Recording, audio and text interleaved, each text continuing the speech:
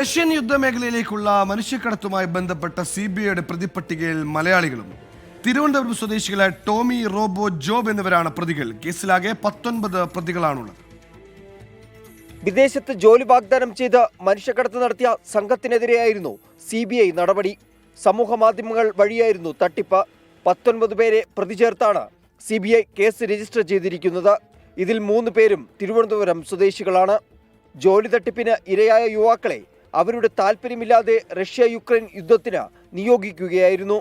ഇതിന് പിന്നിൽ പ്രവർത്തിച്ച മനുഷ്യക്കടത്ത് സംഘത്തിനായി ഡൽഹി, തിരുവനന്തപുരം, മുംബൈ, ചെന്നൈ എന്നിവിടങ്ങളിലായി 13 ഇടങ്ങളിലാണ് CBI പരിശോധന നടത്തിയത്.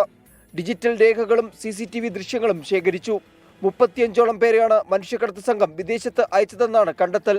തട്ടിപ്പിന് ഇരയായ കൂടുതൽ പേരെ കണ്ടെത്താനുള്ള ശ്രമങ്ങൾ ആരംഭിച്ചെന്നും അന്വേഷണം പുരോഗമിക്കുന്നുവെന്നും CBI അറിയിച്ചു. 24 ഡൽഹി. പാലക്കാട് യാക്കരയിൽ വയോധികയുടെ മാല മോഷ്ടിച്ച പ്രതിയെക്കുറിച്ച് പോലീസിന് സൂചന ലഭിച്ചതായി വിവരം. കഴിഞ്ഞ ദിവസമാണ് വീടിന്റെ സിറ്റൌട്ടിൽ വിശ്രമിക്കുകയായിരുന്ന വിജയലക്ഷ്മിയുടെ 5 പവൻ വരുന്ന മാല മോഷ്ടാവ് കവർന്നത്.